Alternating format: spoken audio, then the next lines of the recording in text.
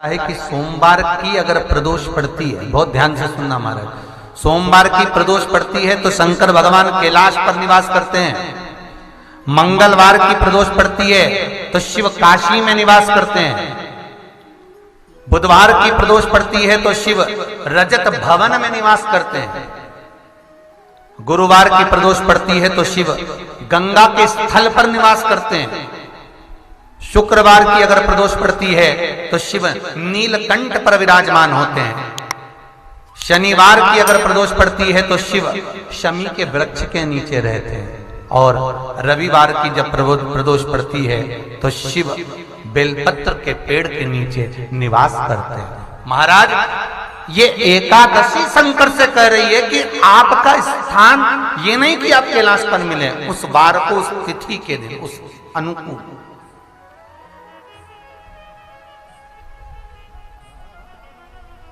हमारे यहां कहते हैं सोमवार की जो प्रदोष पड़ती है वो इच्छा पूर्ति करती है। मंगलवार की प्रदोष रोग से मुक्ति देती है।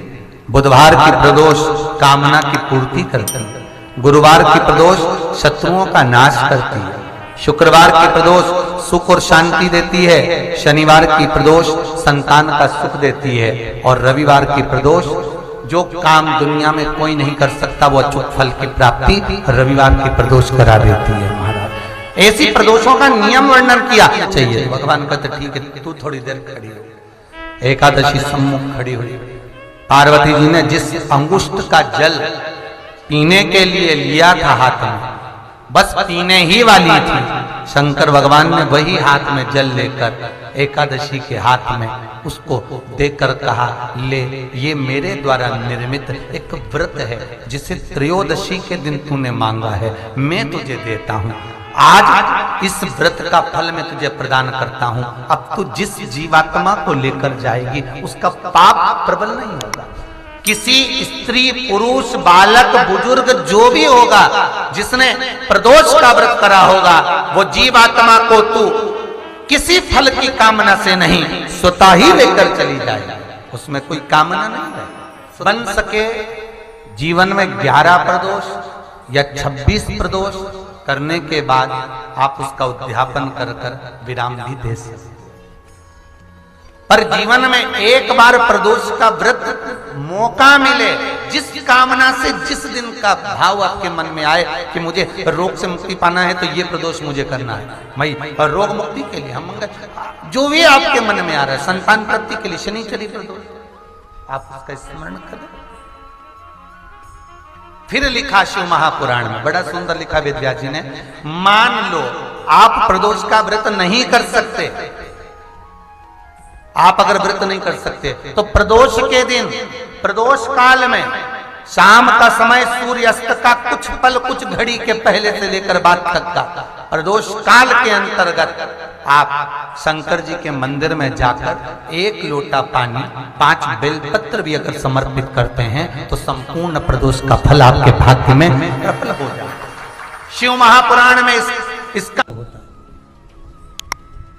तो प्रदोष व्रत का नियम जो आप ले रहे हैं, प्रदोष व्रत को जो आप श्रवण कर रहे हैं उसको जरा ध्यान से सुनिएगा। सबसे पहले स्नान ब्रह्म मुहूर्त का, सुबह का, उसके बाद में फिर आसन पर बैठकर भगवान की भक्ति को धारण करना, शंकर का अनुमोदन करना, शिव भक्ति में डूबे रहना, शंकर का स्मरण करना, शंकर के नाम का स्मरण करते रहना। ये प्रदोष का मूल तत्व। महाराज,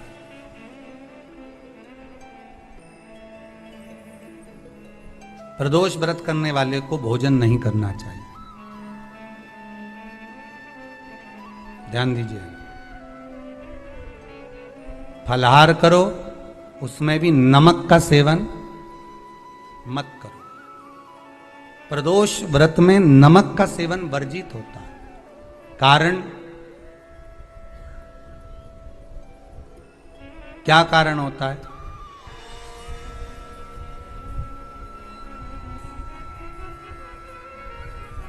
पूजन करें प्रदोष काल में, शिव की आराधना करें,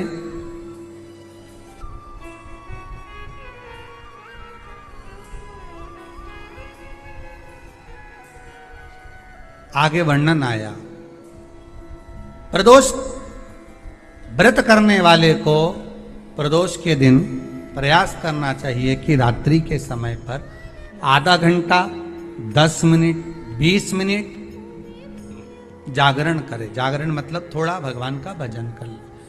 भले 4-5 माताएं इकट्ठी नहीं हो तो अपन अकेले ही कर लो। अपन अकेले कम है क्या भाई? अपन कम पड़े। आराधना अकेले भी करो, जागरण करो।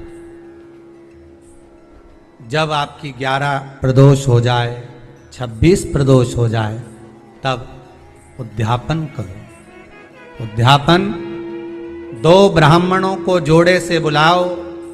ब्राह्मणों को जोड़े से बुलाकर उनके चरणों की पूजन कर कर, आराधना कर कर, सुंदर मंडप तैयार कर कर भगवान का, उसमें सुंदर रंगोली डालकर, मंडल बनवाकर पूजन करो शंकर भगवान की प्रदोष का। एक दिन पहले गणेश की आराधना करो, पूजन करो, और प्रदोष वाले दिन जो मंडल बनाए हैं पूजन अर्चना करने के लिए, जो स्थान दिया है, उसकी आराधना करो। खीर की आहुतियां दीजिए 108 बार। जो ब्राह्मण आए उनके माध्यम से मंत्रों द्वारा पूजन कराकर खीर की आहुतियां दीजिए शिव नाम महाराज। फिर ब्राह्मणों को जोड़े से भोजन कराकर, चरणों को नमन कर कर, दक्षिणा प्रदान कर कर, निवेदन कर कर ब्राह्मणों से कहें, हे ब्राह्मण देवता, आप हमें आशीर्वाद प्रदान करें कि जिस प्रदोष का हमने व्रत किया है उस व्रत का पुण्य फल हमें प्राप्त हो। ऐसा ब्राह्मण चरण को नमन कर कर, प्रणाम कर कर उनसे अपने मस्तक पर अक्षत छुड़वाएं। फिर नमन कर कर, भोजन कराकर विदा करें।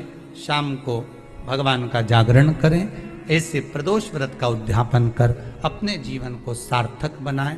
ऐसा सुंदर प्रदोष व्रत का व्याख्यान वर्णन स्कंद पुराण में करा।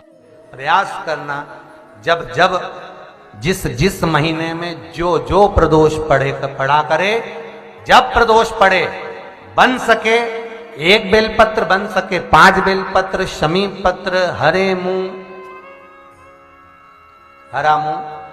बेलपत्र, एक कलश के अंदर थोड़ा सा पानी लेकर 1 बेलपत्र, हरा मूंग, शमी पत्र डालकर और उसमें थोड़ा सा गुड़ डालकर भगवान शिव का स्मरण कर कर प्रदोष काल में, मान लो कोई काम आपका बहुत जरूरी है, बहुत दिनों से अब थक गए हैं, नहीं हो रहा, कर्जा बढ़ रहा है, धन नहीं आ रहा, व्यापार नहीं चढ़ रहा, या कोई समस्या बहुत प्रबल है, कोई एग्जाम में बैठ रहे हो नहीं हो रहा, परीक्षा भी दे दी है, रिजल्ट आने ही वाला है, तो भी प्रदोष काल में, प्रदोष के समय वो जल, मूंग, शमी पत्र और बेलपत्र और गुड़ का शंकर के शिवलिंग को समर्पित करना प्रारंभ कर दो। 2 या 3 प्रदोष करोगे, बाबा आपकी मनोकामना शीघ्र पूर्ण कर देगा। 2 या 3 करोगे, बाबा करेगा। श्री शिवाय नमस्तुभ्यम।